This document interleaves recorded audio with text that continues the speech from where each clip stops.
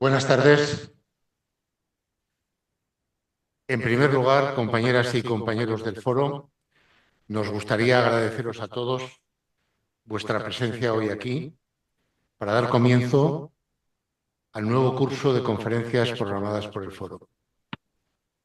Hemos intentado completar una programación variada, innovando en formatos diferentes y atendiendo a temas sobre los que nos parece necesario o importante reflexionar.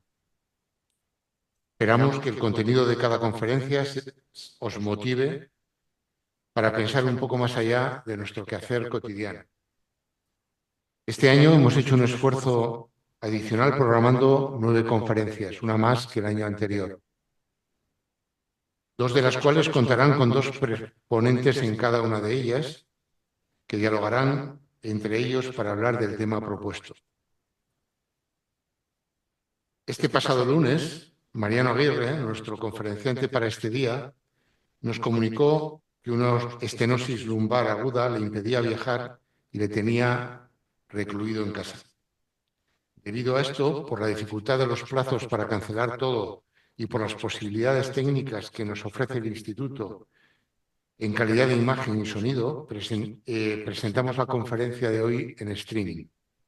Hemos considerado que era mejor hacerlo así que anularla. En la mesa de entrada tenéis a vuestra disposición la programación del año para que podáis ir señalando en vuestra agenda cada uno de los eventos. Hoy, antes del inicio de la conferencia, queríamos hablaros de un tema específico. Como ya recordaréis, hace 3 años pusimos en marcha un espacio que llamamos Posconferencias, que nos reunía a varias personas el miércoles siguiente a la celebración de la conferencia, con el objeto de dialogar sobre el tema expuesto en dicha conferencia, el contenido de la misma o sobre cualquier otro tema relacionado con ella. Este año hemos tomado algunas decisiones con relación a este tema. En primer lugar, hemos cambiado el nombre de posconferencia por el de tertulia del foro, porque creemos que refleja con mayor precisión el objeto de dicha reunión. Se celebrará, como hasta ahora, el miércoles siguiente a la conferencia en la sala capilla de los Hermanos Capuchinos, en el convento de San Antonio en Carlos III, a las 7:30. Al final de cada conferencia, incluida la de hoy, encontraréis a la salida una hoja en la que se anuncia esa reunión, esa tertulia, y en dicha hoja hemos incluido algunas preguntas para ir reflexionando sobre las mismas antes de la reunión. También encontraréis en esa hoja un código QR que, fotografiándolo con el móvil, os da acceso directo a la parte de la página web del foro, en el que iremos colgando a partir de este momento determinada información, como por ejemplo la presentación de la conferencia y del ponente, píldoras extraídas del contenido de la conferencia, palabras claves de dicha conferencia, el vídeo de la misma y un listado de libros publicados por el autor y algunos otros recomendados por él. Podéis ir consultando esta información para, si os resulta interesante, acompañarnos en la tertulia. Yo, por mi parte, me permito recomendaros que aquellos que os apetezca asistáis, porque la verdad es que están siendo tremendamente interesantes. Somos menos personas, pero yo creo que gente que igual no se atreve a hablar aquí, ahí habla, y yo creo que nos vamos conociendo, vamos pues, expresando cada uno su pensamiento. También encontraréis en la hoja un link que, copiándolo en Internet, en vuestro teléfono, en la tablet, en el ordenador, os da acceso también al mismo espacio de información. Por último, queremos informaros que vamos a retomar este curso, no desde hoy, pero esperamos que desde la próxima conferencia, la venta de libros escritos por el conferenciante o los recomendados por él al inicio, o los que tengan relación con el tema tratado en la conferencia, al inicio o con posterioridad a la conferencia. Para ello hemos llegado a un acuerdo con 3 librerías de Pamplona, Iruña, para que presten este servicio. De nuevo, nada más, muchas gracias por vuestra asistencia y seguimiento de nuestras actividades. Eskerrik asko denori. Arratsaldeon. Ikasturtean, bizitzen ari garen une politiko eta sozial aztertzen hasiko gara. Hain zuzen ere, gerra hots eta errealak ziurgabetasunez, tensioz eta indarkeriaz mundu multipolarrean. Gai honi buruz hitz egiteko, Mariano Agirre, kazetaria eta nazioarteko analista gurekin dugu. Deustoko Unibertsitateko Giza Eskubideen Institutoan, Gaztela-Mantxako Unibertsitatean, Bake Kulturaren Eskolan, Bartzelonako Unibertsitate Autonomoan eta Espainiako Eskola Diplomatikoan irakaslea da. Besteak beste, Kolonbiako Nazio Batuen aholkularia izan da Farkekiko bake prozesurako. Norvegiako bake eraikitzeko zentroko zuzendaria da Norvegian. Baita bake eta segurtasun programen koordinatzailea Ford Fundazioan New Yorken. Nazioarteko gaiei buruzko hainbat libururen egilea da. Azken biak Salto al Vacío, Crisis y Declive de los Estados Unidos, 2017koa. Eta Guerra Fría 2.0, Claves para entender la nueva política internacional, 2023koa. Mekanismo multilateralak ahuldutak daude, eta ez da nazioarteko zuzenbidea errespetatzen. Desparekotasunak, pobreziak, demokrazia eta giza eskubideko errespeturik ezak, gehi baliabide urriak lortzeko lehiak, indarkeriazko gatazkak sortzen dituzte estatu ahuletan. Gaur egun 50 gerra baino gehiago daude munduan. Premiazkoa da mekanismo horiek berrikustea, sistema aldeniztasuna erreformatzea eta estatuen demokraziaren babesa nazioarteko sistemaren demokratizazioarekin lotzea. Hitza berea da.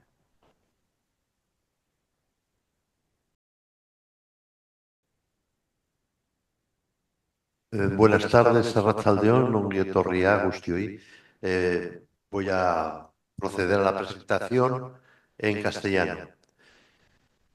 Hoy nuestro ponente, Mariano Agirre Ernst, es miembro asociado del Instituto el Chatham House de Londres, es también asesor de la Red Latinoamericana de Seguridad Inclusiva de la Fundación Alemana Friedrich Ebert, y su conferencia irá sobre el sistema internacional, donde hay un creciente enfrentamiento entre grandes potencias, especialmente Estados Unidos, China, y el ascenso del sur global en un mundo multipolar.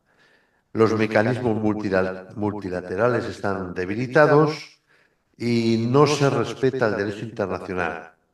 En el norte y el sur se multiplican los partidos, movimientos, líderes populistas, antidemocráticos, contrarios a la agenda liberal, feminismo, igualdad de derechos e identidad, defensa del medio ambiente, a la democracia y el derecho internacional y el multilateralismo. La desigualdad, la pobreza, la falta de democracia y de respeto hacia los derechos humanos y la competencia por recursos escasos generan conflictos violentos en los estados frágiles. Más de 50 guerras se libran actualmente en el mundo, entre ellas la de Ucrania-Rusia, con el peligro de escalar a un enfrentamiento entre potencias con armas nucleares, y la de Israel, Palestina, Líbano, Irán, también con la presencia de armas nucleares israelíes. Los mecanismos de prevención, gestión y construcción de la paz están bloqueados y la ayuda humanitaria no es suficiente para atender las necesidades de millones de víctimas. Es urgente revisar estos mecanismos y reformar el sistema multilateral y vincular la protección de la democracia en los estados con la democratización del sistema internacional. El objetivo es fortalecer las reglas e instrumentos para resolver y prevenir conflictos violentos. Mariano Aguirre, a quien en euskera ya le han presentado varios libros que ha publicado, entre ellos este, Guerra Fría 2.0, que publicó el año pasado. Es el que tenemos aquí a lo grande, ¿verdad? Le vemos muy bien y le vamos a escuchar estupendamente porque seguro que lo que va a decirnos nos interesará a todos y todas. Y ahora, Mariano Aguirre, eskerrik asko presenciagatik, bienvenido, aunque estés en tu casa con dificultades para moverte, seguro que te sentimos muy cercano. Muchas gracias. Buenas noches. Buenas noches a los organizadores. Muchísimas gracias a este foro tan interesante por invitarme. Muchas gracias a todos los participantes a quienes puedo ver a la distancia. Tenía previsto decir que estaba realmente muy feliz de estar en Pamplona luego de muchos años y no puedo decir esa frase más que virtualmente. Y pido realmente una disculpa, pero literalmente apenas camino 10 metros y tengo unos dolores muy fuertes, o sea que por eso ofrecí, discutimos la posibilidad de hacerlo desde mi casa, donde vivo en la Sierra de Madrid. Quiero añadir además desde el día que les comuniqué esto, que además estoy con gripe, con lo cual no suelo ser muy entretenido en mis presentaciones, pero si veis que flaqueo un poco es por estas dobles aflicciones. Ya avisé a los organizadores que si toso, por favor tener paciencia, pero me recupero en pocos segundos o minutos. Los temas que voy a tratar han sido ya expresados, o sea, básicamente quiero contar sobre el sistema internacional de estados, cuáles son las principales tendencias, tensiones. Se habla mucho, se escribe, se habla, se comenta, los líderes políticos mundiales hablan mucho del orden internacional y voy a hacer una parte de la disquisición sobre el tema de en qué tipo de orden o desorden internacional vivimos. Voy a plantear también, todo esto será muy breve, muy telegráfico, voy a plantear también cuestiones, digamos, las grandes tensiones que existen hoy entre las principales dos grandes potencias, Estados Unidos y China, y también potencias no tan grandes, pero sí fuertes, aunque con grandes debilidades también, como es el caso ruso, o grandes, pero con grandes divisiones internas, fraccionamientos, como es el caso de la Unión Europea. Y, digamos, dado en honor al título, Guerras Frías y Reales, en este mundo que ya veremos cuando me acerco a esa definición de multipolaridad, quiero hacer una breve descripción de raíces y tipos de conflictos armados que hay en el mundo y terminar con unas sugerencias. Puedo imaginar, al repreparar hoy esta presentación, la he acortado pensando en que posiblemente también, aunque yo apenas lo toque, si en el público hay interés en preguntar particularmente sobre la situación en la guerra entre Israel y Palestina. Yo me resisto a llamarle la guerra de Gaza porque es mucho más amplia. Y las implicaciones regionales, estaré encantado de contestar. Es un tema sobre el que yo he trabajado mucho tiempo y he estado durante más de 10 años viajando constantemente a la zona. Y cuando trabajaba en Noruega, con el gobierno noruego, viajé en muchas oportunidades a Israel, a Palestina y también con experiencia en la guerra en Siria. Eh, pero, por lo tanto, encantado de contestar si en el turno de preguntas hay alguna cuestión sobre esto, que es en sí otra conferencia en sí misma, pero trataré de hacer la mayor síntesis posible. Podríamos empezar con una especie de resumen. diciendo que vivimos realmente en una época convulsa cuando se trata de hablar de cuestiones internacionales o digamos, de política internacional. Tenemos una guerra en Europa que ha costado en este momento se calcula 1 millón de muertos en 2 años, y tenemos otra con serias acusaciones por el Tribunal Internacional de Justicia y por expertos en temas de derechos humanos y derecho internacional humanitario, de que se pueda estar cometiendo genocidio por parte de Israel en la Franja de Gaza. Y en este momento con un serio peligro a expandirse, o sea, ya está sucediendo, pero que acabe en una guerra más generalizada en Oriente Medio entre Israel, el grupo político militar Hezbollah en Líbano, quizás con más intercambios de los que ha habido ya mucho más serios entre Israel e Irán. A esto, como decía antes nuestro presentador, hay medio centenar de conflictos armados en el mundo, con graves crisis humanitarias en Sudán, en Etiopía, en el Cuerno de África, en Mali, en Níger, en Myanmar, entre otros sitios, y una altísima violencia en varios países latinoamericanos. No son guerras declaradas, pero el número de víctimas es muy alto, especialmente debido, excepto algunas guerrillas políticas en Colombia, el resto es literalmente guerras entre mafias y grupos del crimen organizado, y estas contra el Estado. Si vamos, si pasamos a otro tema, que todos están conectados, vivimos en una larga época ya de fuertes flujos migratorios y solicitantes de asilo que se enfrentan a peligrosos viajes, como sabemos bien en España, que se enfrentan a muros, a flotas, a fronteras cerradas para que no lleguen a destino. Al final del 2023 se estimaba que había en el mundo alrededor de 118 millones de personas, que es toda una cifra, desplazadas forzosamente en el mundo debido a persecuciones violentas, conflictos y violaciones de derechos humanos.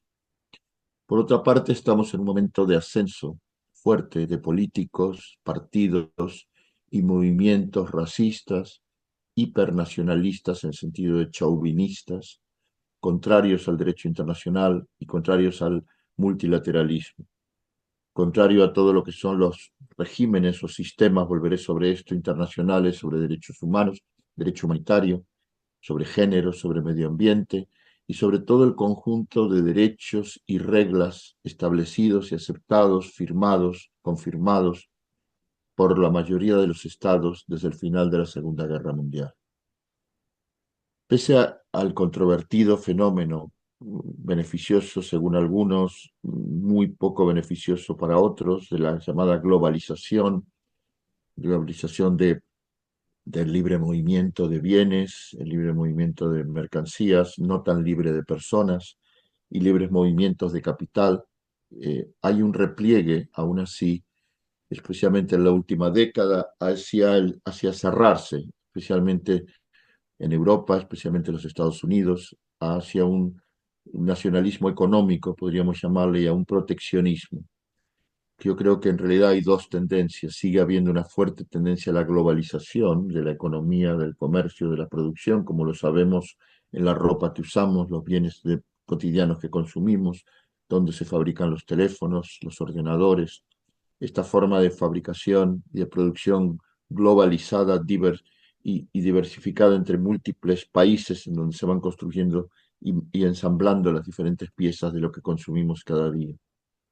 Al mismo tiempo, las macroempresas de la alta tecnología están interfiriendo en la vida social y política cada vez más, con una visión mesiánica de que hay que abrirse totalmente, especialmente a la comunicación, mezcladas con ultraliberalismo. Esta es, por ejemplo, la lucha que está librando el dueño de los coches Teslas, dueño de todo un sistema de satélites alrededor del mundo, en sus luchas por derechos de instalación de sus empresas y de uso en Brasil y la India, por ejemplo, el señor Elon Musk. O, por ejemplo, los regulares choques que tiene el dueño de Facebook, ahora llamado Meta, con la Unión Europea, el señor Mark Zuckerberg. El fenómeno de la desigualdad, sobre el que todos los que estamos aquí seguro que hemos oído y vivido, genera un mundo en el que las élites, y dentro de las élites los ricos entre los ricos, y sus sectores satélites yendo hacia abajo, acceden a bienes reproducción sistemática de su riqueza y un control económico que está aspirando, vuelvo al mismo tema, al control político de las sociedades. Esto lo vemos gráficamente en este momento con el apoyo también que le está dando Elon Musk al expresidente y esperemos que no futuro presidente Donald Trump. En este punto podríamos decir que hay una creciente relación entre el avance de la ciencia y la tecnología, también con el acoso a la democracia y el crecimiento de la desigualdad. Estos temas que no son específicamente los que yo estoy tocando esta noche, sin embargo, creo que son muy importantes de que se analicen, se trabajen por parte de expertos en tecnología, con expertos en democracia, con filósofos políticos, con movimientos sociales. Esta relación entre el avance de la ciencia, el poder que se tiene sobre la ciencia, la falta de acceso que tienen millones de personas a estas ciencia y tecnología, por ejemplo, en el campo de la alta medicina. O sea, la falta de democratización creciente de la ciencia y la tecnología, unida, vinculada a la desigualdad, es lo que creo o creen muchos expertos que necesita ser cada vez más investigado y trabajado políticamente. Y una de las razones es la pobreza y la exclusión, que varían mucho según el método empleado. Pero un estudio, por ejemplo, de los que yo he consultado para esta conferencia, indican que en 2023 alrededor de 2.330 millones de personas, o sea, algo así como un tercio de la población mundial, están en riesgo de exclusión. Todo lo que significa la exclusión social, no necesito explicarlo en términos de salud, educación, vivienda, trabajo, movilidad, etcétera. Fijémonos también que la tendencia es gravemente creciente. Alrededor de 165 millones de personas cayeron en la pobreza entre 2020 y 2023. Esto quiere decir que perdieron total o parcialmente el acceso a protección social, asistencia en educación y salud, probablemente sus viviendas ya precarias. Esto también va unido a que las crisis alimentarias, lo que llamamos la falta de seguridad alimentaria, son cada vez más extendidas y más frecuentes. No hay que irse hasta Somalia. La tenemos aquí en España, donde cada vez más hay asistencia social de no gubernamentales a gente especialmente mayor que se encuentra que no solo vive sola, sino que incluso no le alcanza la pensión para poder comer normalmente, dignamente todos los días. Todo esto funciona en un contexto, vamos a llamarle un contexto planetario, que es la falta de cumplimiento con los acuerdos que se hacen sobre el cambio climático.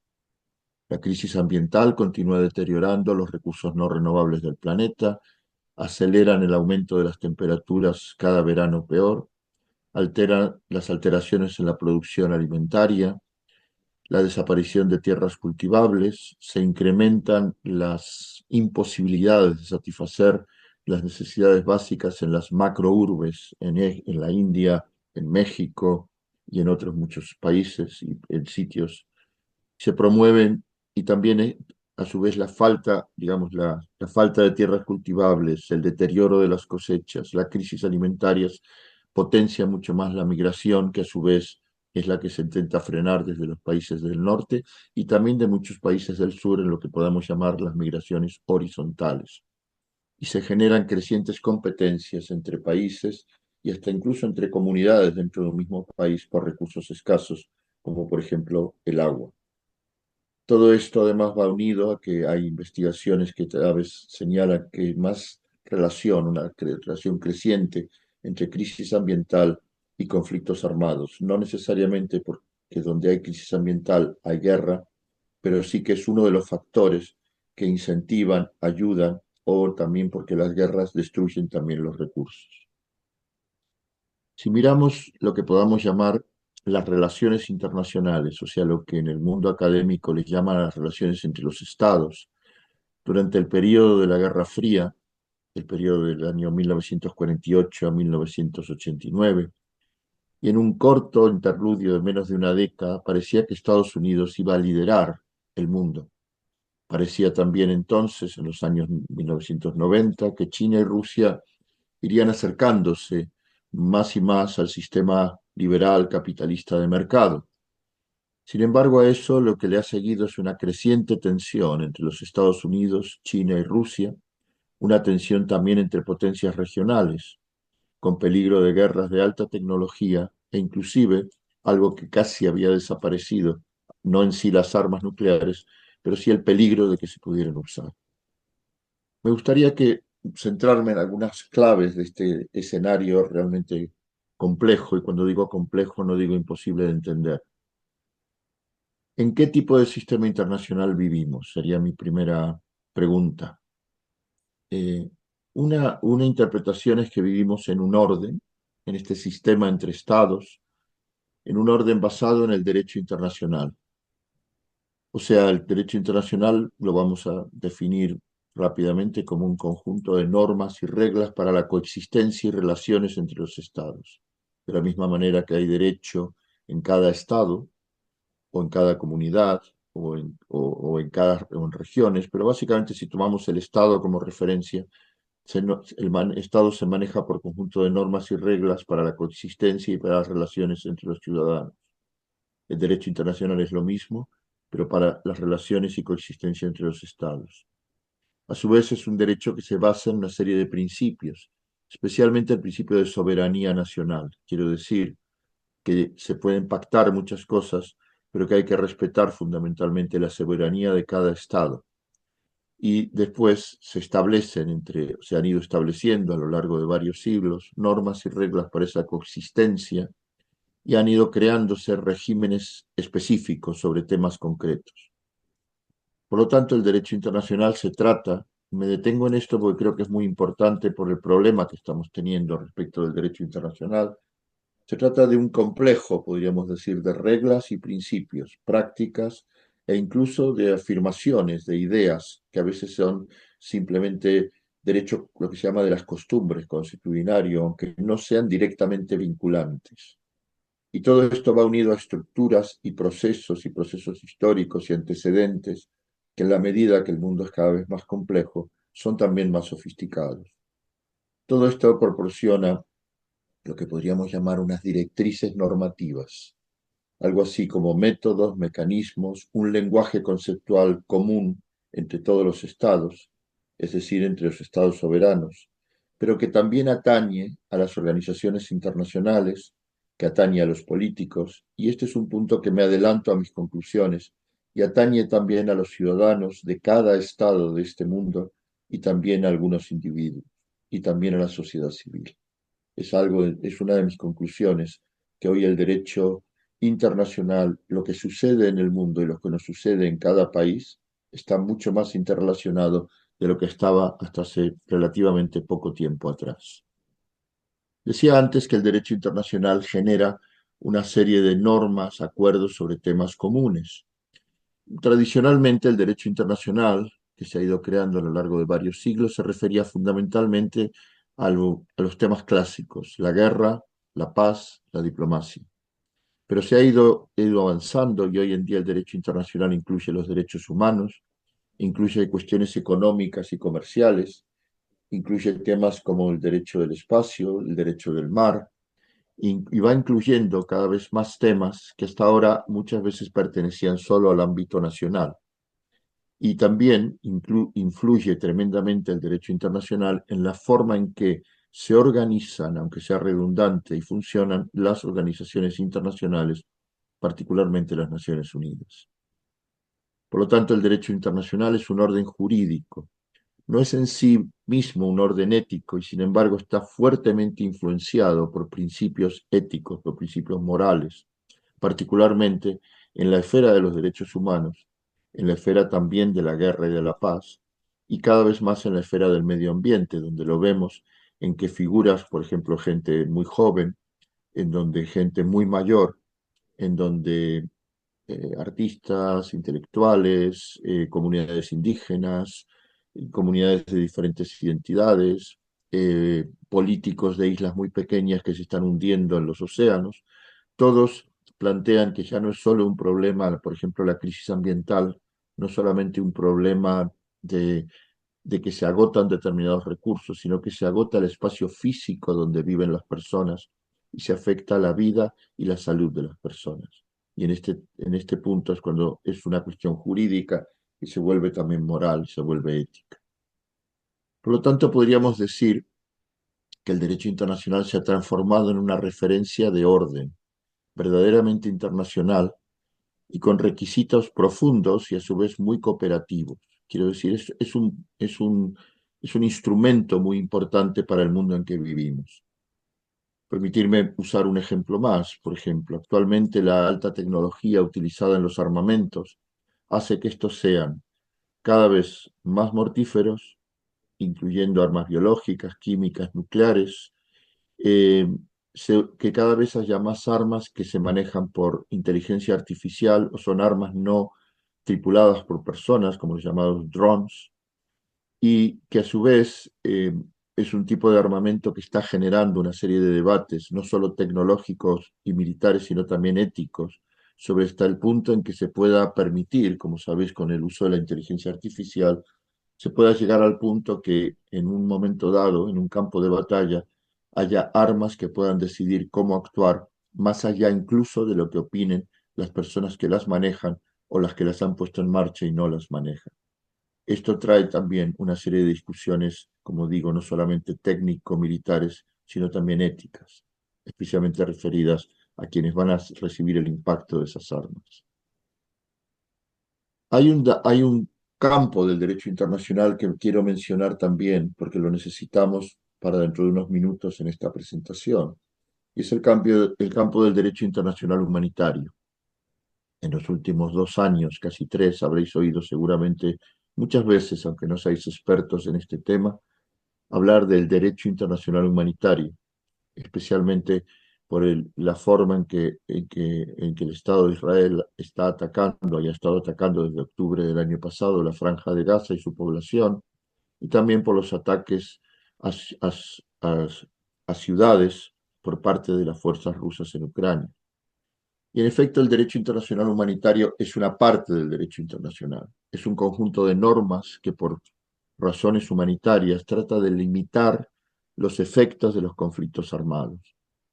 En primer lugar, protege a las personas que no participan en un conflicto armado, quiero decir los civiles, o que cuando digo civiles es o bien civiles uniformados o bien que son miembros de grupos armados no estatales, o que ya no participan quizás en los combates por estar heridos, y a su vez limita el derecho internacional humanitario la forma en que se libran las guerras.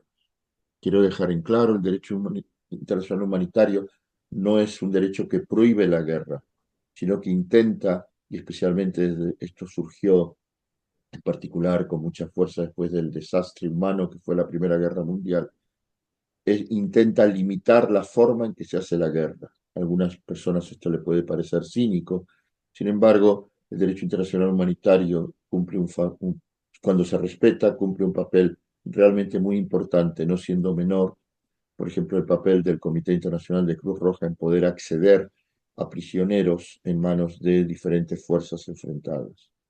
Se le suele llamar también el derecho de la guerra o el derecho de los conflictos armados.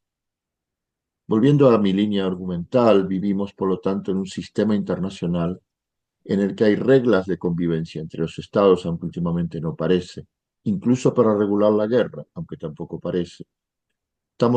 Esto es porque estamos realmente en un realmente largo momento en que el respeto hacia el derecho internacional y hacia el derecho internacional humanitario se encuentran no en declive, pero sí seriamente asediados, y asediados por la forma en que actúan determinados estados. Otra interpretación sobre en qué tipo de orden mundial vivimos, esto también quizás lo habéis oído, lo usa mucho el gobierno de Estados Unidos, el gobierno británico, algunos gobiernos de la Unión Europea y otros que dicen, vivimos en un orden mundial basado en reglas. En principio no suena mal. Lo que pasa es que, hilando fino, encontramos con que en general quienes dicen vivimos en un orden mundial basado en reglas no suelen decir vivimos en un orden mundial basado en las reglas del derecho internacional. O sea, es una expresión que sustituye a la otra. Y es una expresión que no se refiere en concreto al derecho internacional, sino que se refiere a unas reglas imprecisas. Y esta imprecisión tiene el problema de que parecen ser las reglas de los que son poderosos para implantar reglas. Léase el caso de los Estados Unidos, el caso de Rusia, el caso de China, eh, en los cuales, digamos, determinados países de la Unión Europea, que en vez de hablar de derecho internacional hablan de un orden basado en reglas, y esas reglas, como digo, son un poco vagas.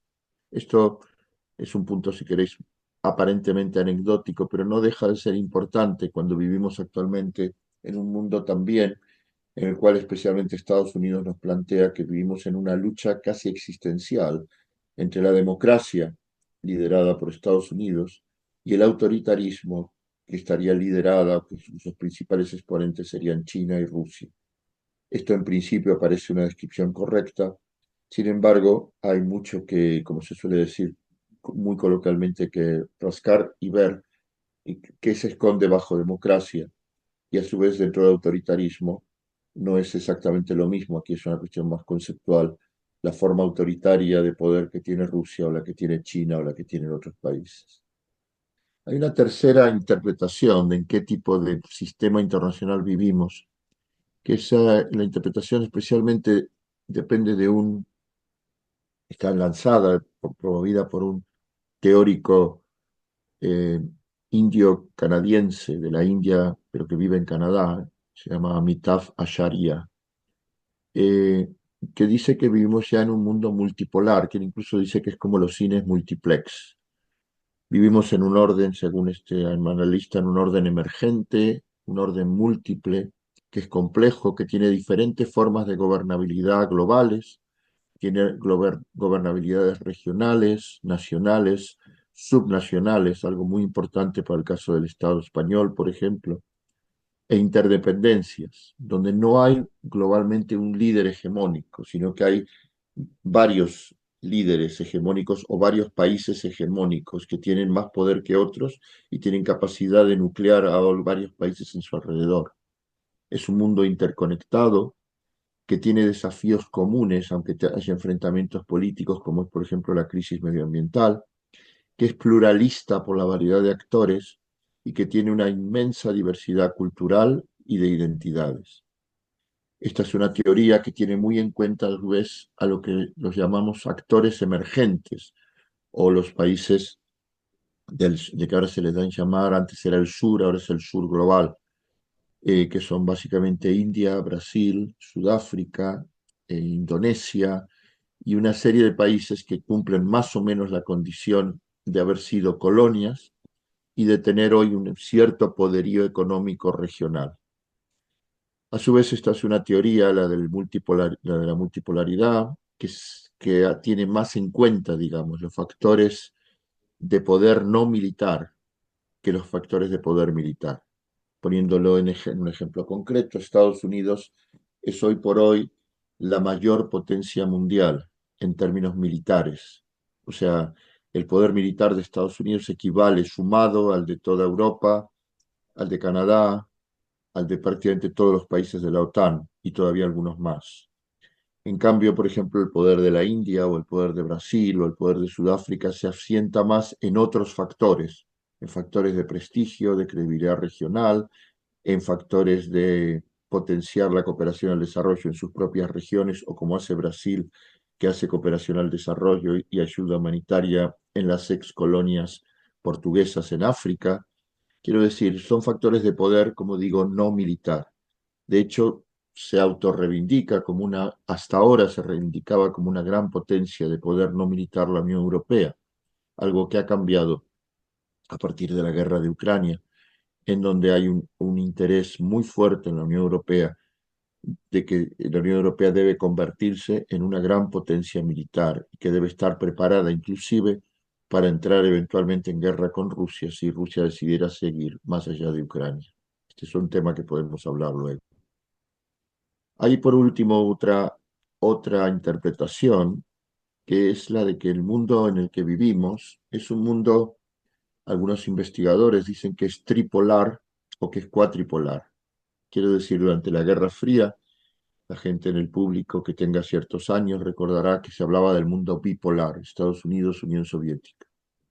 Ahora se diría que es un mundo tripolar, que los tres grandes polos de poder son Estados Unidos, China y Rusia, pero algunos analistas consideran que es cuatripolar: Estados Unidos, China, Rusia y la Unión Europea. Y que por lo tanto en este escenario lo que encontramos es que, si queréis también en términos coloquiales podríamos decir, si hay 4 o 3 polos de poder, las posibilidades de que países intermedios o incluso países pobres o medios entre intermedios y pobres tienen más posibilidades cuando se les deja de elegir con quién aliarse o incluso aliarse con varios de los grandes poderes. Esto es un escenario, esta es una idea que quisiera transmitir. Vivimos en un mundo actualmente de alianzas muy flexibles. Quiero decir, si el mundo de la Guerra Fría de Estados Unidos y la Unión Soviética se manejaba fundamentalmente, era un mundo de confrontación entre el capitalismo y el comunismo, hoy no hay ideología. Hoy todo es un mundo capitalista con diferentes expresiones de capitalismo, diferentes formas de poder dentro del sistema capitalista, y que a su vez, dentro de ese mundo, las alianzas que se generan son flexibles. Un mismo país puede tener una alianza muy fuerte con los Estados Unidos, a su vez hacer negocios con China, a su vez comprarle armas a Rusia y a su vez establecer relaciones especiales con algunos de los países del sur global. Esto no quiere decir que no se generen tensiones, no quiere decir que las grandes potencias no intenten, digamos, tratar de que los países se alineen con ellas, pero como han cambiado también muchas cosas, la era más dura en la Guerra Fría de los golpes militares orquestados desde Estados Unidos o orquestados más o menos desde Moscú.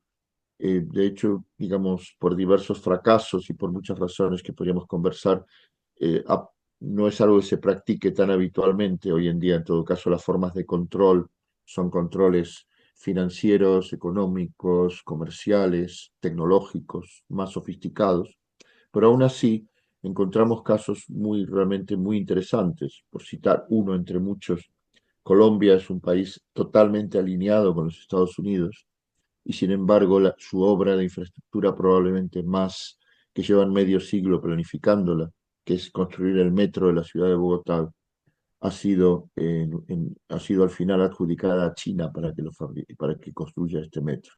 Esto es uno de estos ejemplos de alianzas flexibles entre los estados.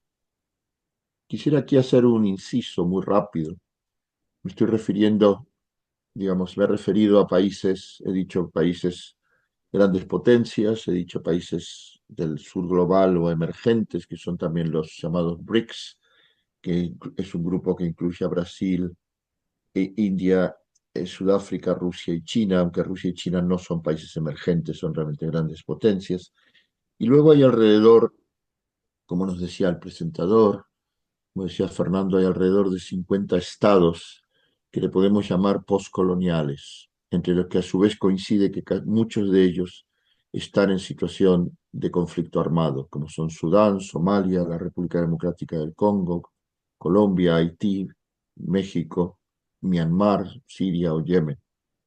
Cuando decimos estados postcoloniales, se podría pensar, o sea, y no es incorrecto, que son estados que en su día fueron colonias, colonias de Gran Bretaña o de Bélgica, de Francia o de España o de Portugal y de otros países, Holanda, que luego se independizaron, especialmente después de la Segunda Guerra Mundial, y que luego han terminado su proceso de construir el Estado-nación propio.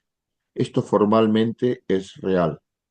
La realidad, sin embargo, es que muchas de estas excolonias siguen sometidas a un sistema financiero, económico y político que les limita su desarrollo, les limita su autonomía, explota sus recursos humanos y medioambientales, a su vez le cierran las puertas a los emigrantes de estos países.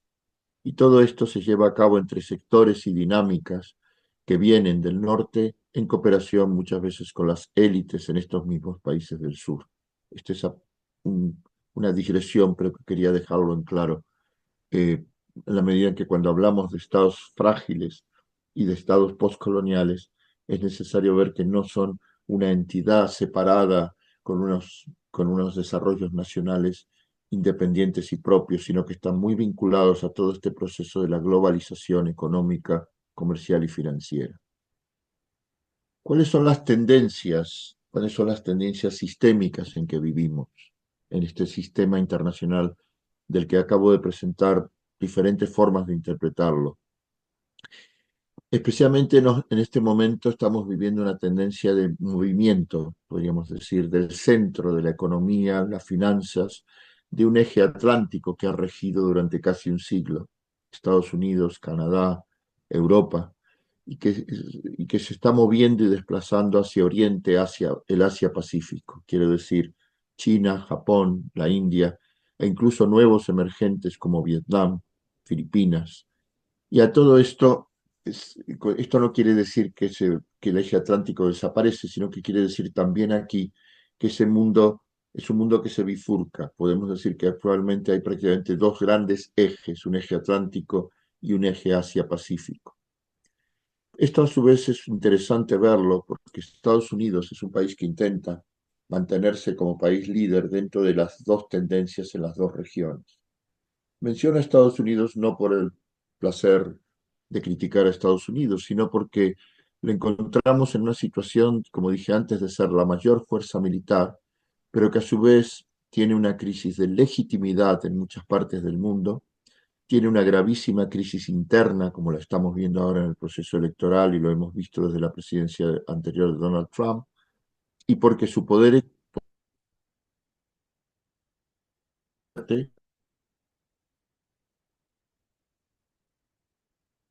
digamos decir, con otros actores, entre otros China, Europa y algunos países del sur. Sobre esta cuestión, que no quiero extenderme mucho, pero sí la quiero mencionar, quisiera saber si me escucháis bien porque me sale en la pantalla una señal de que la línea de internet es débil. ¿Se me escucha bien? ¿Se me escucha bien?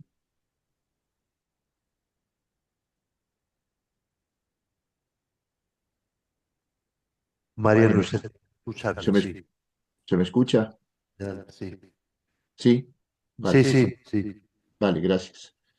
Eh, Decía que hay dos escuelas, básicamente. Hay una escuela que podríamos llamar los partidarios del declive, que dicen que Estados Unidos se encuentra francamente en un serio declive en términos de poder económico global y en términos políticos, y que incluso podría ser aventajado por China para el año 2050.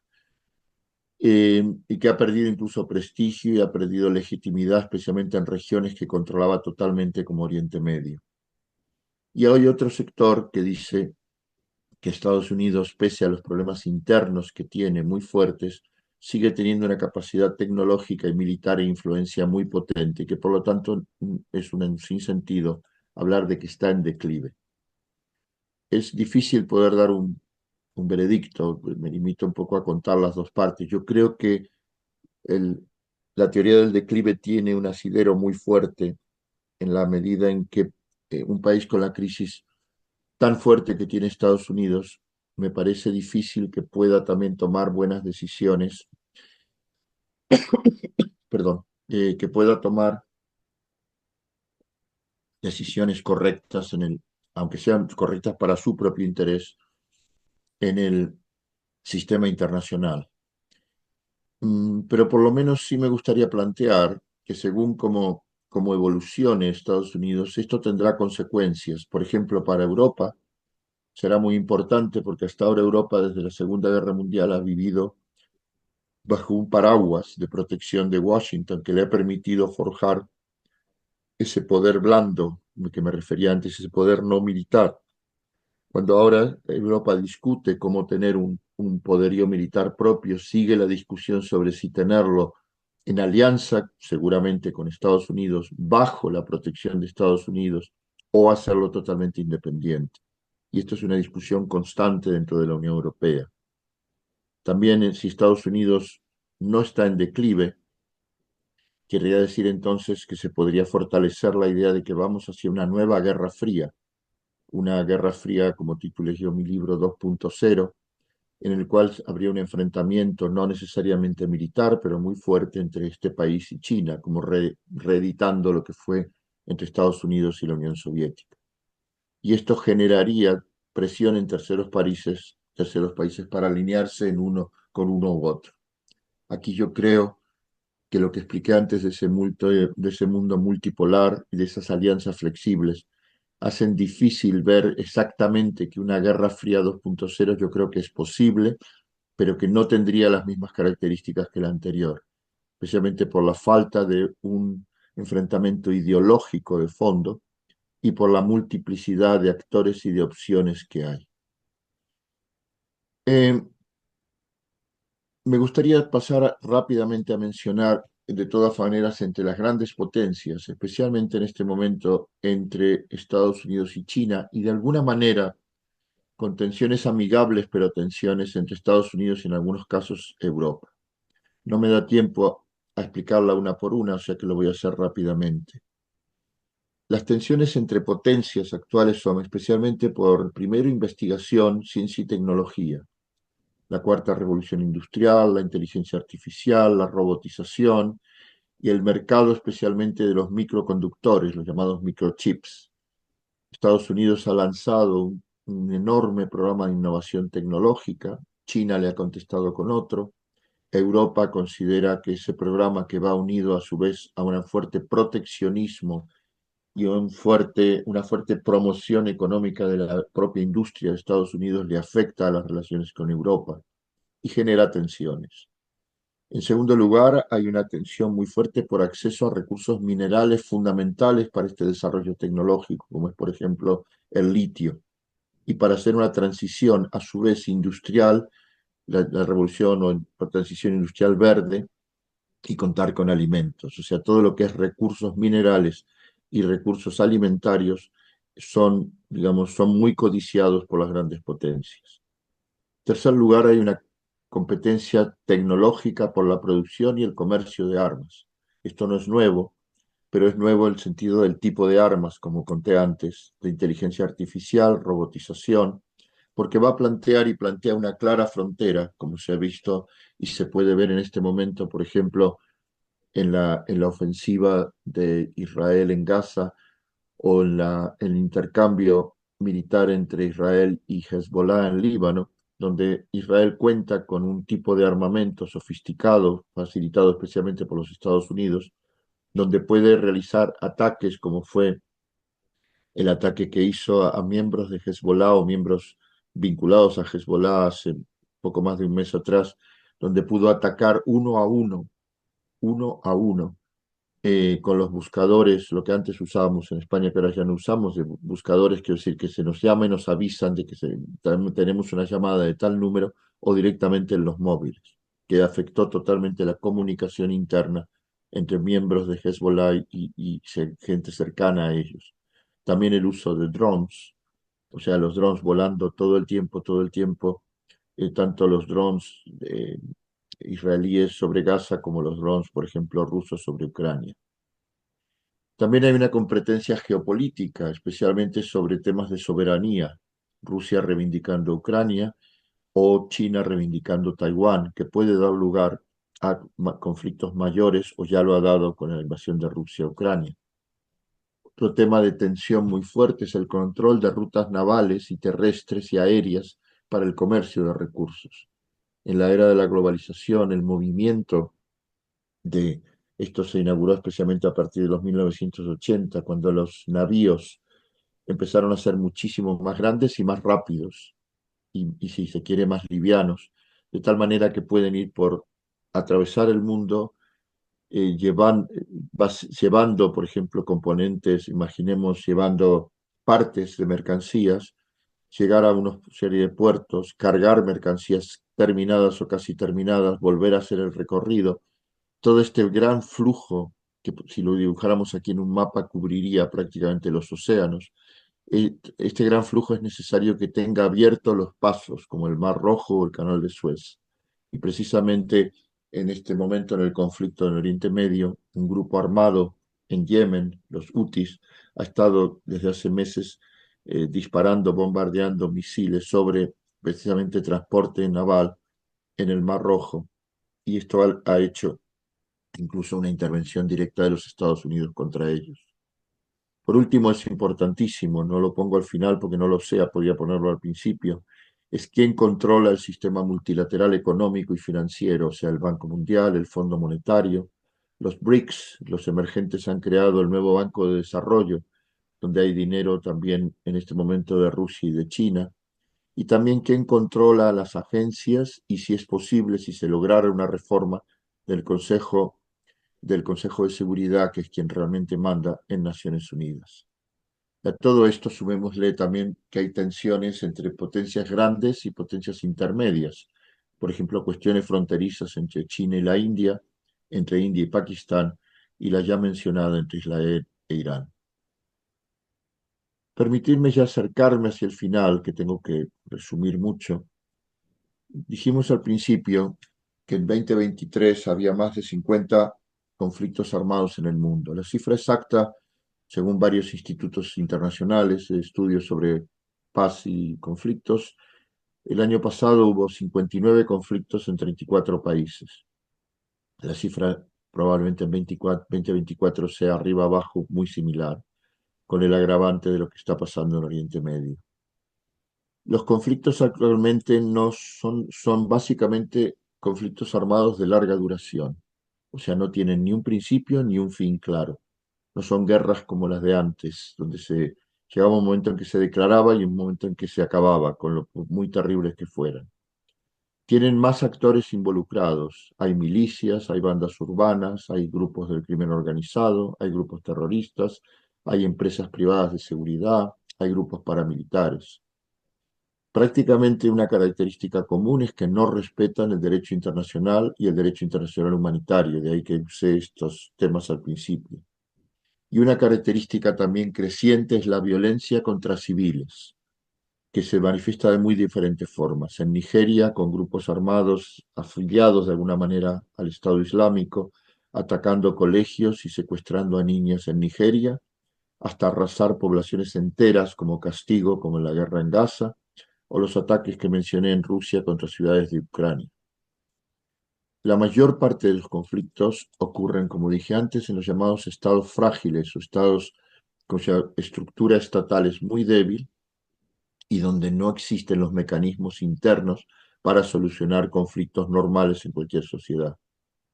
Y esto agudiza a su vez la destrucción de los servicios de salud, educativos, comunicación, bienes públicos que de por sí muchas veces son frágiles, débiles o inexistentes. ¿Cuánta gente hay afectada por esto? Pues, por ejemplo, el Comité Internacional de Cruz Roja estimaba en 2023 que había alrededor de 195 millones de personas que vivían en zonas bajo control total o parcial de grupos armados o en estados en guerra. ¿Cuáles son las raíces de estos conflictos? Pues lo que dije, la fragilidad del Estado, pugnas por poder que las partes consideran o una de las partes que solo se puede lograr mediante la violencia, conflictos por territorios, conflictos por recursos crecientemente escasos, desigualdad, pobreza, identidades que se sienten oprimidas, conexión creciente entre violencia y crimen y crisis ambiental y cada vez más el papel del crimen nacional e internacional organizado. ¿Y qué tipos de conflictos hay? Es muy complicado, por decir muy largo, no complicado, poder detenernos casi en uno a uno, pero sí digamos que bien o bien hay conflictos en que son entre estados, que son los menos hoy en día. Hay muy pocos conflictos entre estados, que eran las guerras tradicionales. Lo que hay más son conflictos entre un estado y al menos uno o varios grupos armados. O sea, es el caso de Israel contra Hamas, o Israel contra Hamas y Hezbollah, o Israel contra Hamas, Hezbollah y una serie de grupos no estatales en Yemen, en Irak y en Siria. También hay grupos no estatales de diverso tipo, pero la mayor parte asociados al crimen, como comenté antes, en América Latina, en México, Brasil, Ecuador, Colombia, en América Central. También hay algunas situaciones de que el Estado no participa, son las menos, pero en las cuales hay guerras entre los mismos grupos, por ejemplo, entre grupos criminales por controlar zonas de cultivo de droga o controlar, por ejemplo, los circuitos no solo de producción, sino también de salida de la droga, tanto nacional como internacionalmente. Hay también conflictos en torno a causas como las identidades étnicas, religiosas o nacionales, y casi todos los conflictos hoy en día, como estamos viendo en el de Palestina e Israel, están internacionalizados, o sea, con múltiples actores activos, pasivos o intermedios. Me he detenido aquí mucho, he mencionado una y otra vez en los últimos minutos a grupos, he dicho actores, grupos armados no estatales. Fijémonos que esto no es un dato menor. El Comité Internacional de Cruz Roja también estimaba el año pasado que había más de 450 grupos armados en el mundo. Algunos son grupos armados pequeños, otros son grupos armados con miles de militantes armados, pero 450 es una cifra realmente muy alta de grupos armados no estatales que generalmente actúan en este tipo de estado frágil. Y hay una tendencia, hablando en esta presentación mía de tendencias, de que los conflictos están aumentando en los últimos años. De hecho, en el 2013, por ejemplo, el número de conflictos en África subsahariana era de 15 y en 2023, 10 años después, es de 28, lo cual muestra una tendencia realmente muy grave en el continente donde más conflictos armados hay. En definitiva, yo sacaría unas conclusiones muy rápidas. La situación internacional, de las cuales apenas he hecho un bosquejo, nos permite sacar, y sin ninguna arrogancia y todo esto entre muchas dudas, algunas sugerencias. Primero, casi obvio, debe fortalecerse el sistema multilateral, con especial atención a fortalecer el sistema de Naciones Unidas, tanto en financiación, porque las Naciones Unidas no existe salvo que la apoyen los estados que son miembros, como en las reformas que sean necesarias para su mayor eficacia.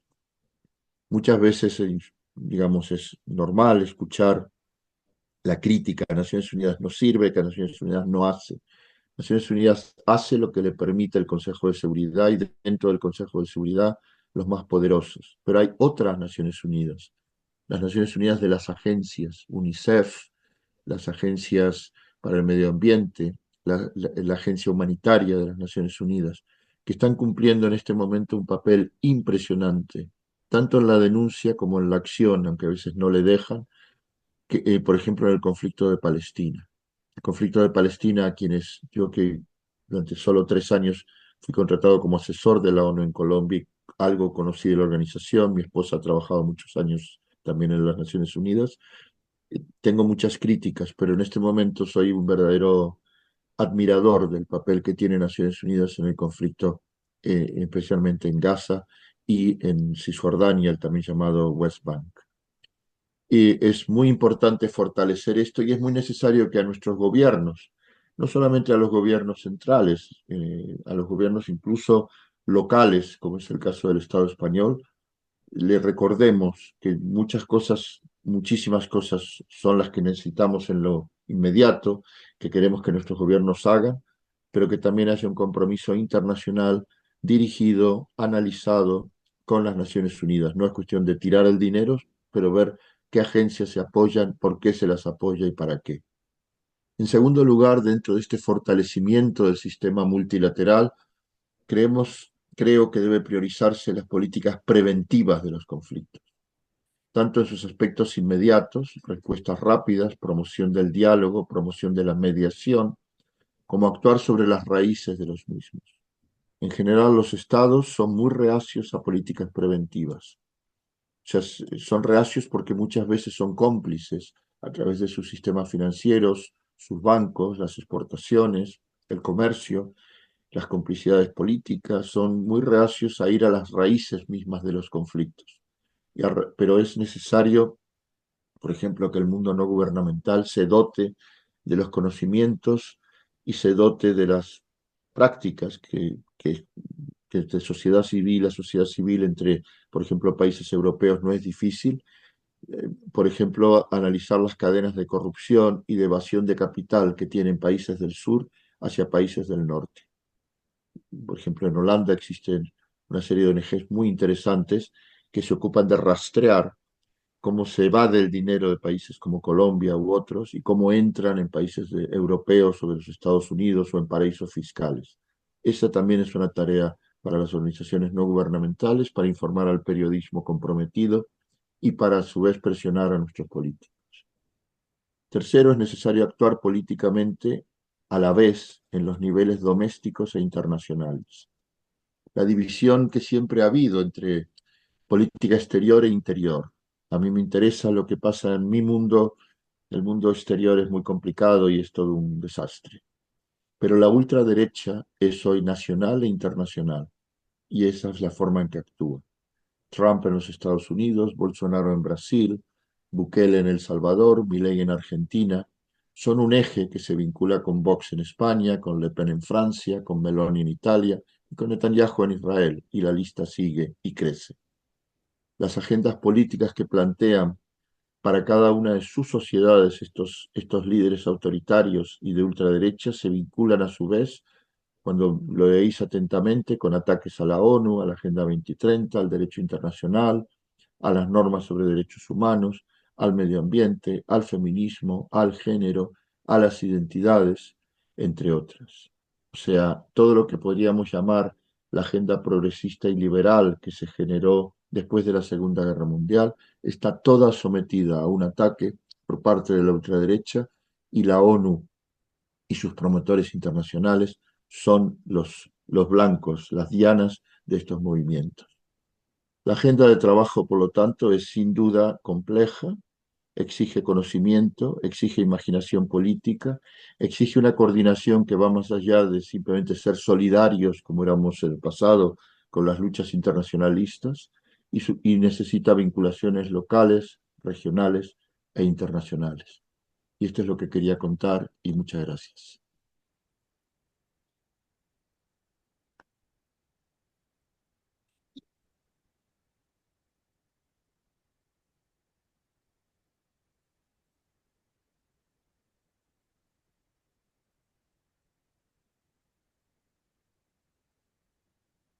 Gracias, Mariano. Nos has lanzado un montón de reflexiones.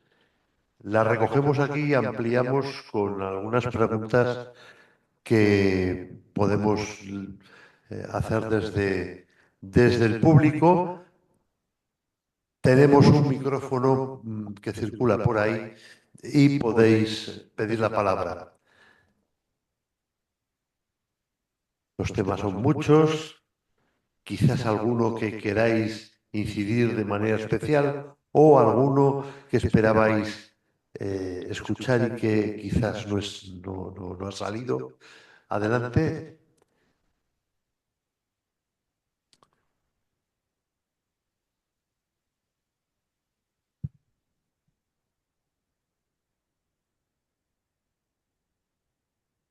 A mí me interesaría mucho hacer una pregunta en relación al mercado de las armas.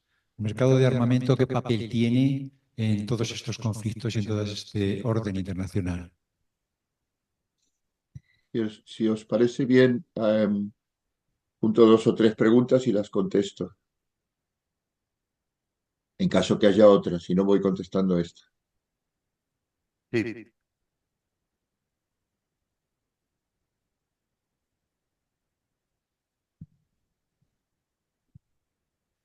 Parece obvio, Mariano, que el derecho internacional está en entredicho, ¿no?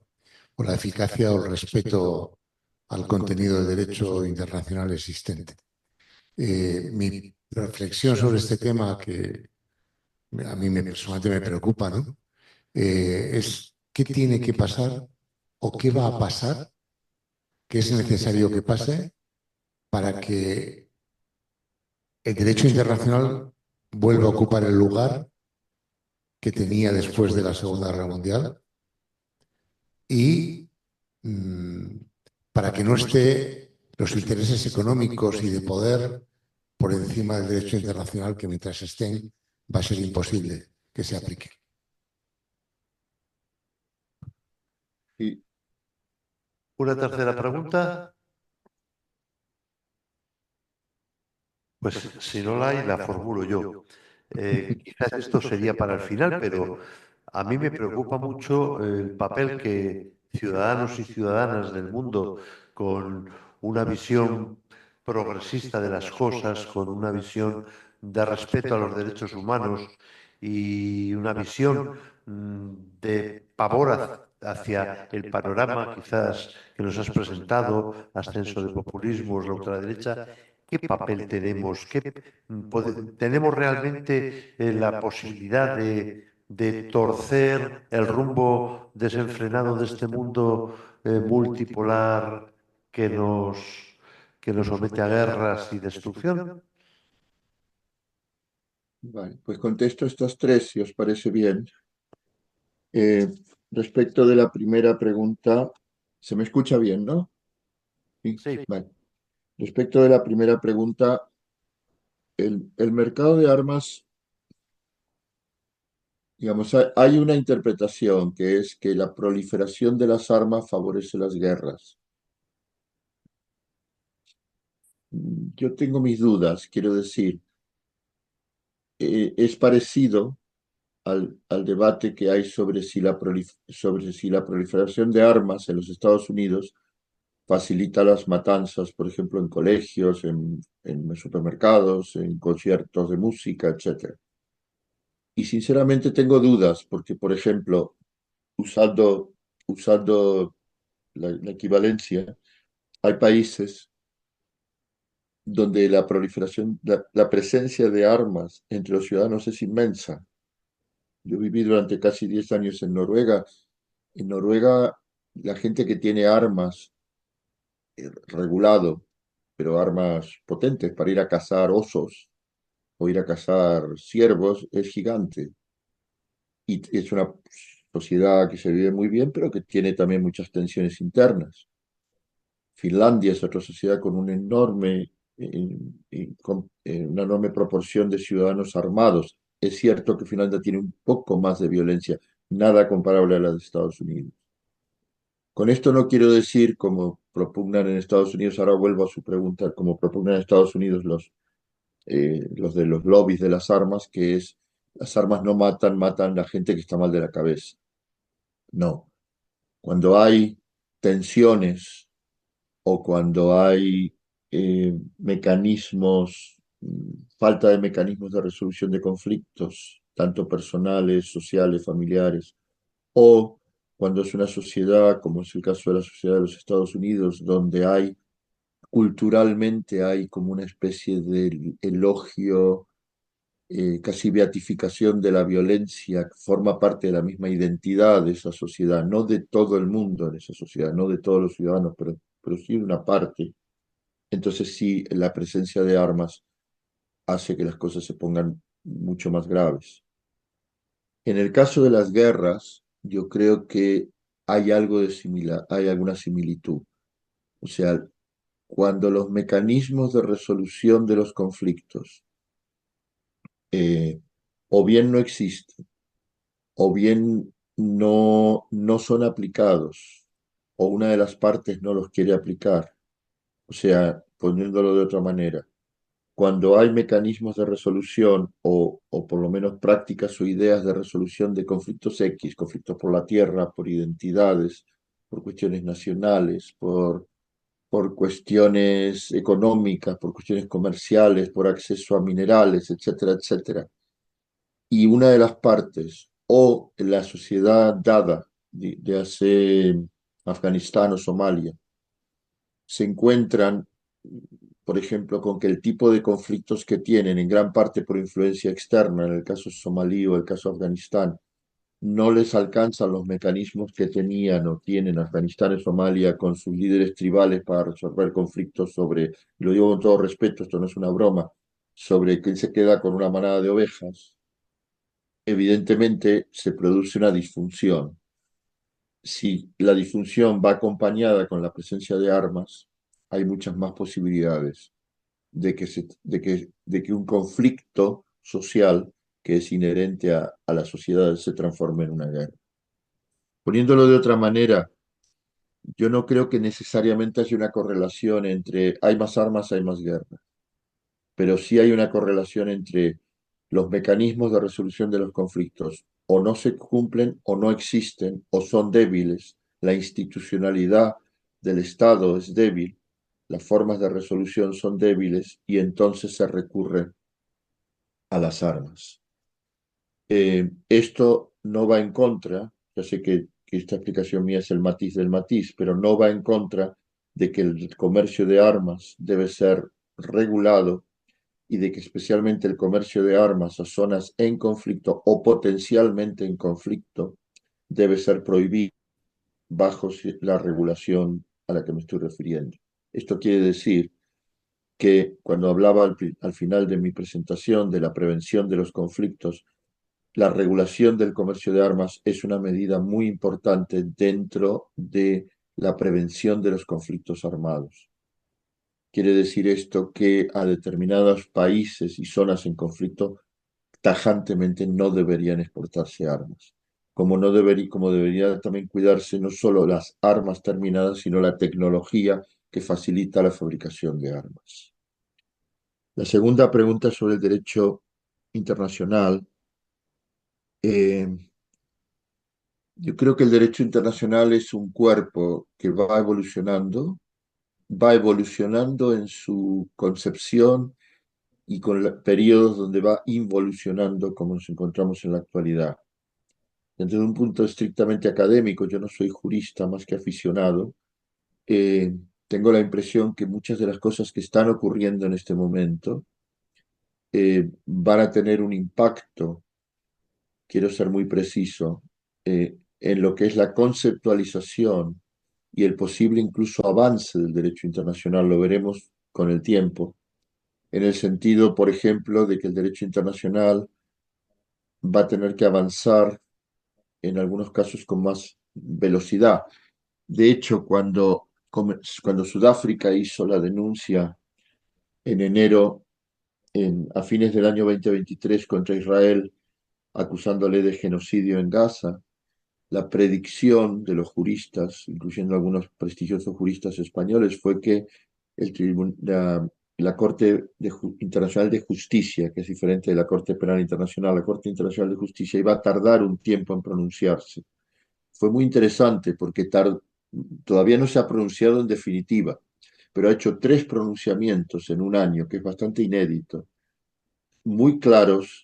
En el primero diciendo, si Israel continúa en la línea que está actuando, corre el serio peligro de incurrir en el delito de genocidio, lo cual en lenguaje jurídico y un poco de diplomacia se entiende lo que están diciendo. Y se entiende también, y deberían entenderlo, no han querido entenderlo, que el delito de genocidio contempla también la complicidad. Quiero decir que aquellos países, como es el caso de Estados Unidos, Alemania o Italia, que son los 3 principales proveedores de armas a Israel, sepan que si en un momento dado, el año que viene o el siguiente, el Tribunal Internacional de Justicia decidiera que sí es delito de genocidio, se les podría condenar tanto a Israel como a ellos. La pregunta siguiente es, ¿qué significa que les condenen? ¿Es una condena jurídico-moral? Sí. ¿Supone algo en particular? ¿Supone un desprestigio como estados, especialmente si se pretenden estados democráticos? No hay una capacidad de penalización, pero hay estados que pueden decidir reformar, suspender sus relaciones, por ejemplo, con estos países. Por ejemplo, en una entrevista reciente, el alto, eh, el alto, como el ministro de Exteriores de la Unión Europea, Josep Borrell, se quejaba amargamente de que la Unión Europea no ha cortado los vínculos especiales con Israel en temas de tecnología, en términos culturales, en términos comerciales, lo considera casi un Estado asociado, y no lo ha hecho por la falta de acuerdo entre los 27 miembros, pero, pero manifestaba que que eso es lo que se debería haber hecho. No vivimos en un mundo perfecto, ni muchísimo menos, pero el derecho internacional yo creo que no va a haber un momento en que hasta ahora no se respeta y ahora se respeta. Va a haber diferentes situaciones con una acumulación de experiencias que van a llevar a que en unos casos sea más rápido, en otros siga siendo lento, en otros haya estados que decidan aislar a un país condenado por genocidio. Pensemos, yo ya lo habréis visto en la última hora y media que no estáis hablando con una persona especialmente optimista, pero sí creo que es muy interesante algunos desarrollos que han ocurrido en los últimos dos años, especialmente respecto de la guerra de Ucrania y la guerra de Gaza, y es donde una serie de países de esos que antes se llamaban, que dije, se llama el sur global, particularmente Brasil, la India, Sudáfrica, han tomado posiciones y decisiones más allá de las presiones que recibieron por parte de Estados Unidos y por parte de Europa. Por ejemplo, Brasil, Argentina, antes del gobierno de Milei, del presidente Milei, recibieron un pedido barra presión fuerte de Estados Unidos y de Alemania para que le dieran armas a Ucrania, y los dos países decidieron que no querían implicarse en ese conflicto dando armas a ninguna de las dos partes. Las críticas o sea, que Sudáfrica haya decidido poner una demanda ante el Tribunal, la Corte Internacional de Justicia de Israel, es un paso muy fuerte.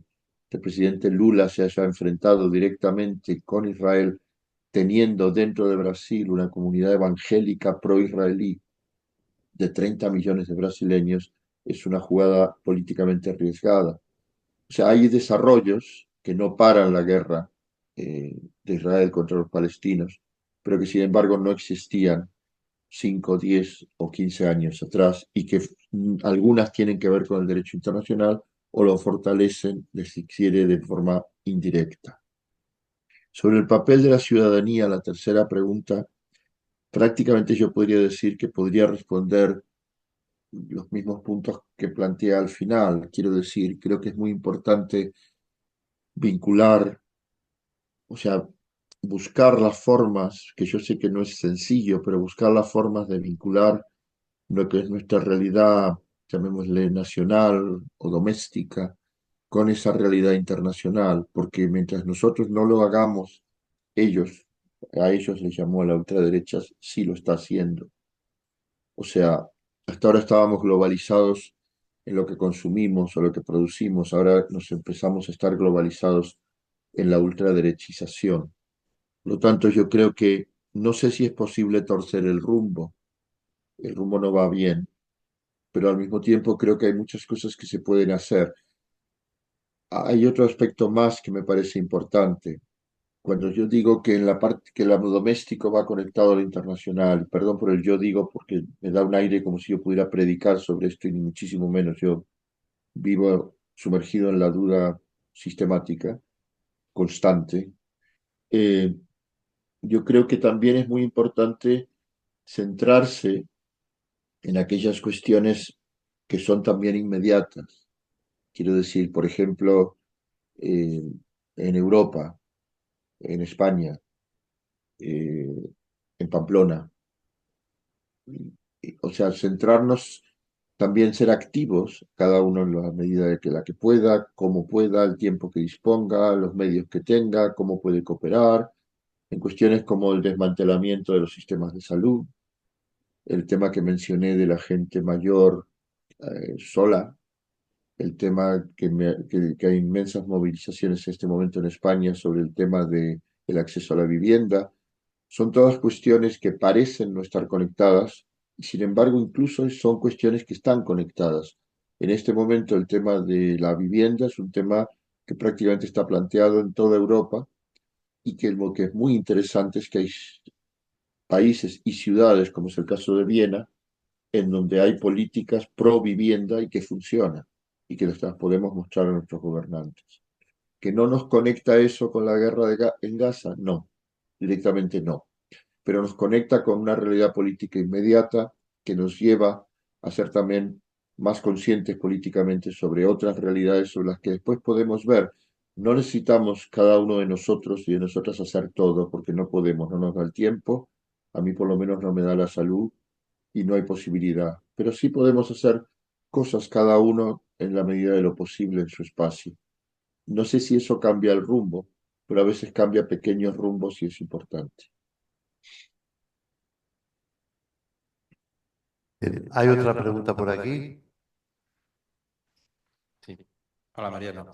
Te voy a hacer también tres preguntas, pero que son sobre el mismo tema, y es sobre la situación del conflicto de Oriente Medio y Gaza. Yo creo que lo estamos viviendo como con mucha angustia, ¿no? Por la impotencia que estamos viendo.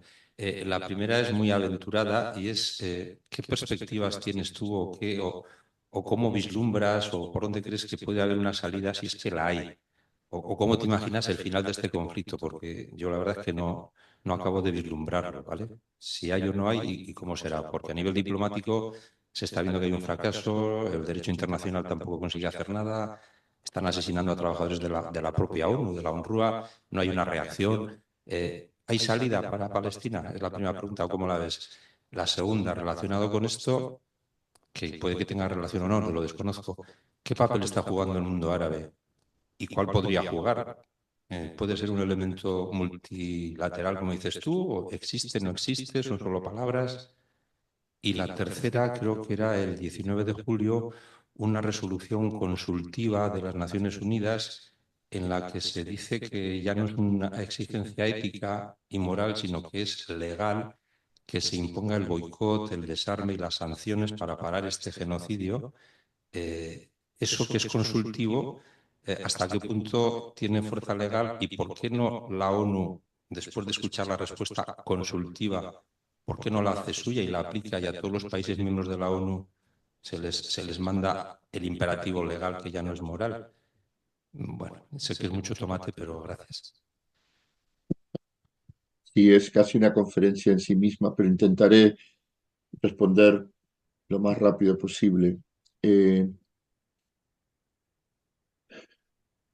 o sea, en este momento realmente nadie sabe cuál es o sea, cuando digo nadie sabe cuál es la salida, es nadie sabe qué va a pasar. Cuando digo nadie es nadie. No lo sabe la gente que está sufriendo en Palestina, en Gaza o en Cisjordania, no lo saben el gobierno de Israel, no lo sabe el gobierno de los Estados Unidos, más ampliamente no lo saben los líderes de Hezbollah en Líbano, ni la población del Líbano que no está vinculada a Hezbollah y está sufriendo los bombardeos. Nadie lo sabe. Y no lo saben en Irán. Cuando digo que no lo saben hasta donde yo sigo lo más que puedo este conflicto, es porque además se están dando toda una serie de dinámicas eh, donde no necesariamente los actores que las ponen en marcha tienen respuestas o lo que tienen son diferentes escenarios, pero como son múltiples actores, por darle un ejemplo, eh, Irán no quiere ir a una guerra con Israel. O sea, Irán tiene declarado desde la revolución de los ayatolás en 1979 la destrucción y la desaparición del Estado de Israel.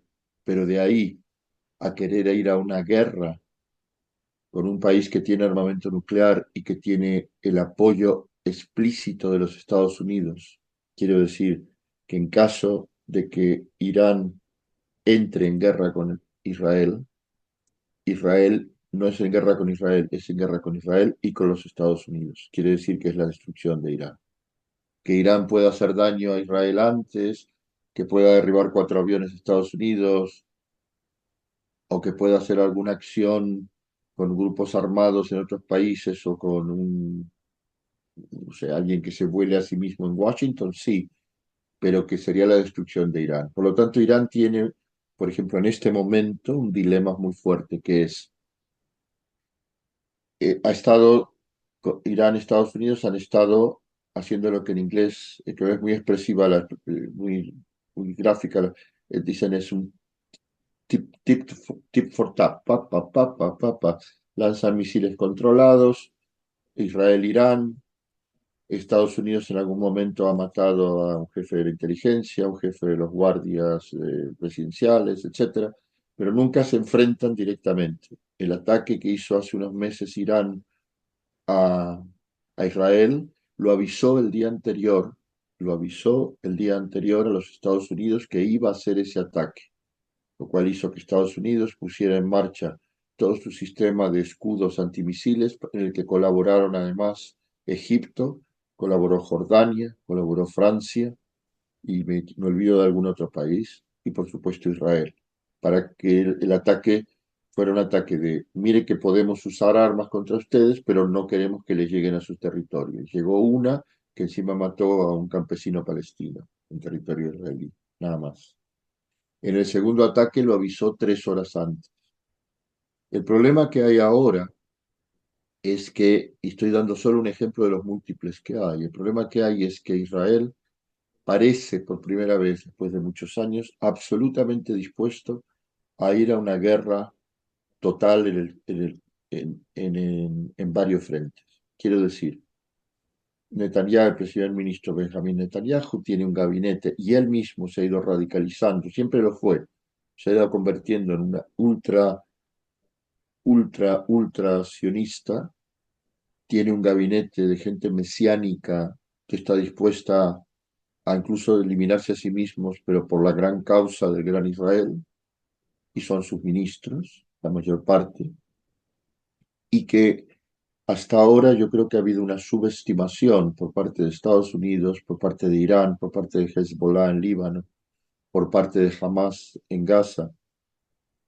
Ha habido una subestimación de que se le podían lanzar unos misiles a Israel, que podíamos matarles a, a 1.200 personas en el ataque del 7 de octubre y secuestrarle 240, que Israel no iba a ir a una guerra absoluta, iba a devolver esto con fuerza y nosotros se lo devolvíamos otra vez.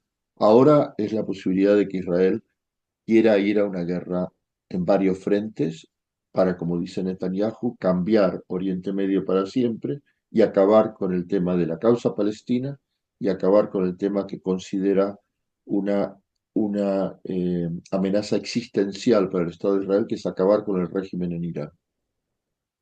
¿Quiere Israel hacer esto? Da toda la impresión. ¿Le puede parar Estados Unidos? No se sabe. Hay otra pregunta más. ¿Quiere Estados Unidos que Israel haga esto? Porque a Estados Unidos también le interesa quitarse del medio a los iraníes, al gobierno iraní, y porque quiere acabar también con Hezbollah dentro de lo que es la guerra contra el terror que se inició el 11 de septiembre, quizás. ¿Quiere Irán ir a un enfrentamiento de este tipo usando misiles que hasta ahora no ha usado y armas pesadas que tiene, que no ha usado todavía contra Israel, que sí podrían hacerle mucho daño?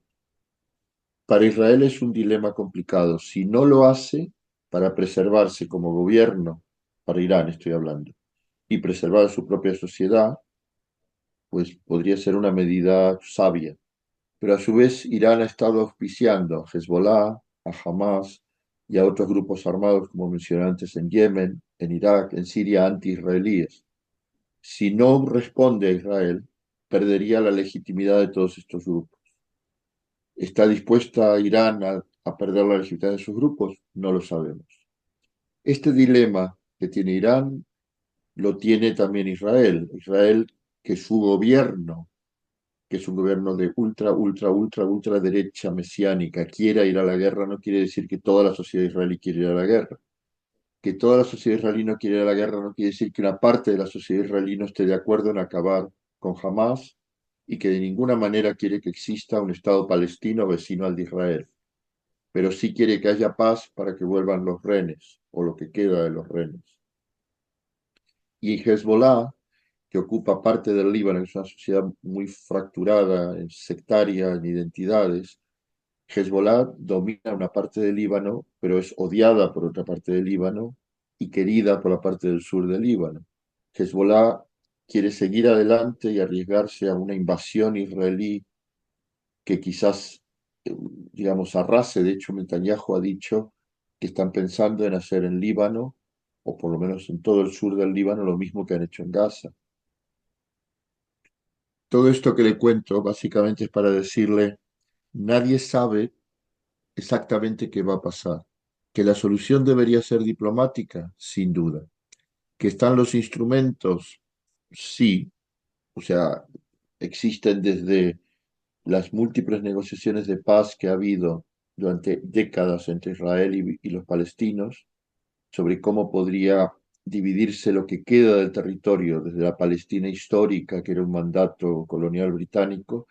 Los palestinos en su día aceptaron quedarse con el 22% de lo que les correspondía. Pero eso incluso hoy para Netanyahu y sus amigos, sus ministros, no es de recibo. Después del ataque de Hamas, que les ha venido perfecto, no piensan. hay una resolución de la ONU, la de 1701, sobre la desmilitarización de Hezbollah y del sur del Líbano y de la no entrada de Fuerzas Armadas israelíes en la región, que es donde está, por cierto, la misión de Naciones Unidas para el Líbano de UNIFIL, que está liderada por un general español con cerca de 1.000 efectivos españoles. Pero es una resolución que no se ha cumplido nunca por ninguna de las partes. O sea, los mecanismos y los instrumentos están. Lo que pasa es que la radicalización de las partes, ni Hezbollah va a sacar la bandera blanca, ni Hamas, aunque le queden 3 militantes, se va a rendir. O sea, la idea de que matando jefes se destruye un movimiento no se destruye hasta que el movimiento se reúne, hace una rueda de prensa y dice, hemos acabado con las armas, un tema que vosotros conocéis mucho mejor que yo. Pero mientras Hamas y Hezbollah no hagan eso, y es previsible que no lo van a hacer, porque además saben perfectamente que cada misil, cada familia destruida, cada persona muerta de los como mínimo 43.000 que han muerto en Gaza y no se sabe cuántos están bajo los escombros, es en potencia un guerrillero, 2, 5, 10, 15 militantes de Hamas o como se llame el grupo del futuro. Entonces, lo previsible, desafortunadamente, es que haya por el momento más violencia. Y luego el dilema es si Israel va a seguir adelante o si Irán se va a quedarse cauteloso, y aún así queda el dilema.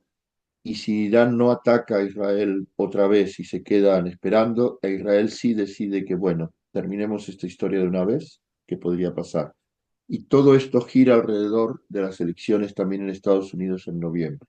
Según quien gane, si gana Trump, se prevé que Trump es absolutamente pro-israelí, y ahora paso a su siguiente pregunta, y absolutamente pro-árabe conservador, que son todos los gobiernos árabes. Y por lo tanto, no se sabe. Trump tiene una doble cara, es muy agresivo y a su vez, digamos, no quiere, porque gran parte de su electorado no quiere guerras fuera, quiere que se dediquen a los problemas internos. Por lo tanto, dudo que Trump metiera a los Estados Unidos en una guerra en Oriente Medio.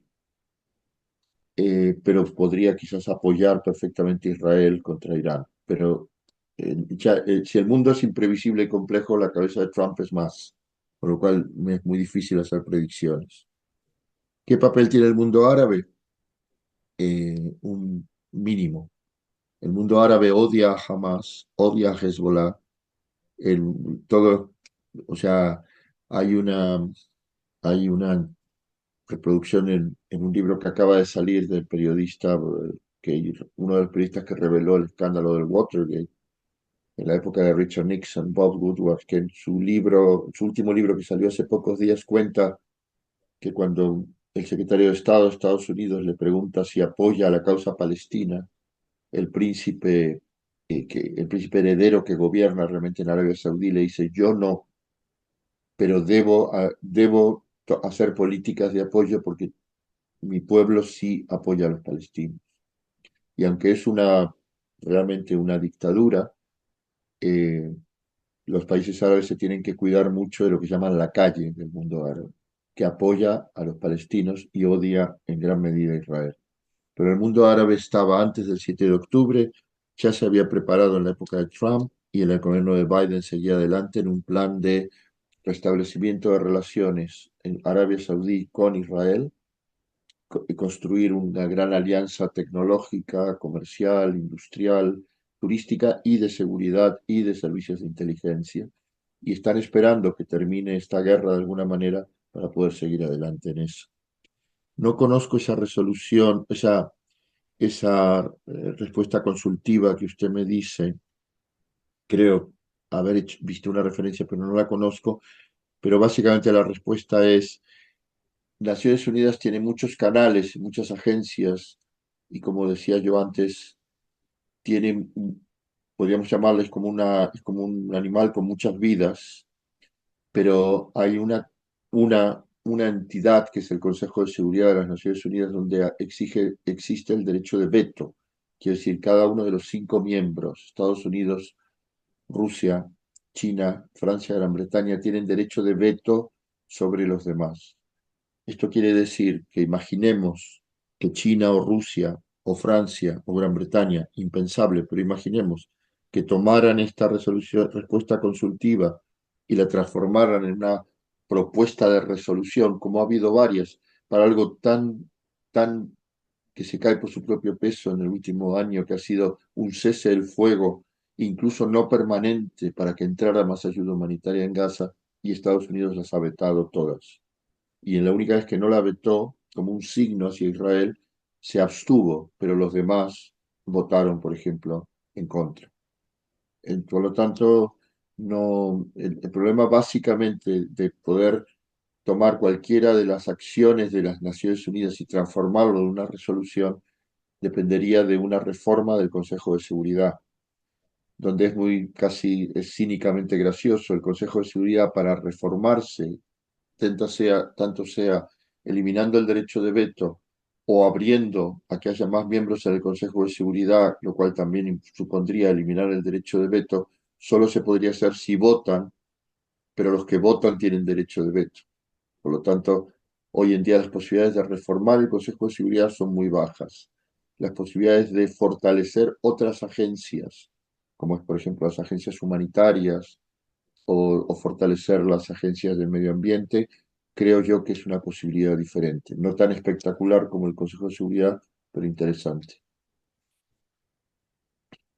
Muy bien, pues con estas últimas preguntas, ya lo siento, y por algunas más por ahí, pero hemos ya rebasado el tiempo y no nos queda más que agradecer el esfuerzo de Mariano y desearle, por supuesto, que se recupere cuanto antes y podamos algún día verlo aquí en presencia. Me encantaría. Muchas gracias.